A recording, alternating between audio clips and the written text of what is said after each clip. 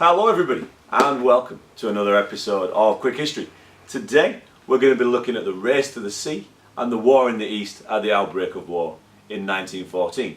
Make sure you get your free handout by clicking the link below. Make sure you click on subscribe if you like what you see. Let's get into the details.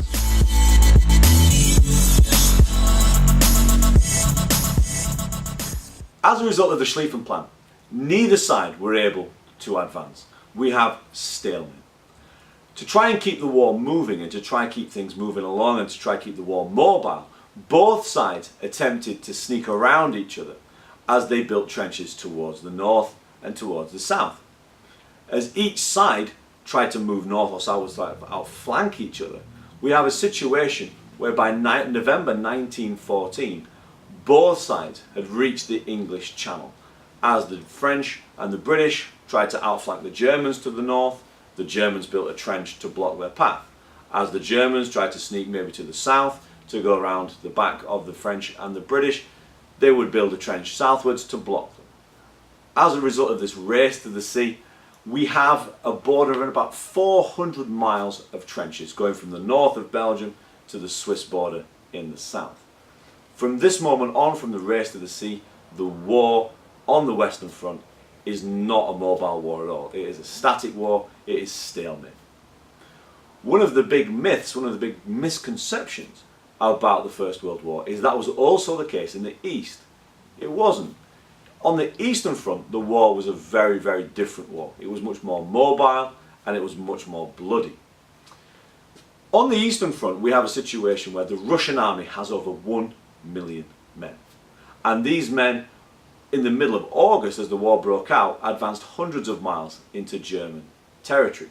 The Germans were being pushed back on the Eastern Front as they were trying to stop the British and the French race to the sea on the west. And the initial success of the Russian army was so impressive they very infamously got the nickname of the steamroller. However, the German army very quickly launched a counterattack, very famously at the Battle of Tannenberg and at the Manchurian Lakes. Now, as a result of this, Russia loses 225,000 men and have begun gradually to be pushed back towards their borders. Austria-Hungary, also as an ally of Germany, gets involved in the War of the East. And initially, they have some success. Initially, there's some great deal of success amongst the Austro-Hungarian army, with around 500,000 Russian men having to turn and flee as a result of the first attack. However, the Russians again have managed to quell the attack of the Austro-Hungarians, push them back to the Carpathian Mountains, and we've reached an agreement essentially between the two there that that's where the war is going to be fought.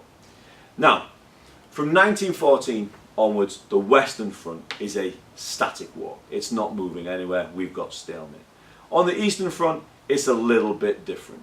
What you would see is an attack from the Austro-Hungarians, which would push the Russians back 60 kilometers, and then the Austro-Hungarian army would tire, they would run low of equipment, they would run low of food, and then the Russian army would counterattack and push them back the other way. The Russians then might try and push the Austro-Hungarians back before they too ran out of equipment, ran out of men, ran out of supplies, and the Austro-Hungarians would force them back. Hopefully if you watched all these videos from beginning to an end, you'll have a firm grasp of two things. One, why did the war begin? And two, what was the life like, what was the war like at the very beginning, from the failure of the Schlieffen Plan to the war in the East and the race to the sea. In the next section of videos, what we're going to be looking at is we're going to be looking at the key battles of the First World War, the Battle of Verdun, the Battle of Somme, Battle of Gallipoli, the Battle of Jutland, and we're going to be looking at what was life like in a trench, what weapons were used in the trenches, and how was trench warfare waged. Make sure, as always, you get your free handout in the link below.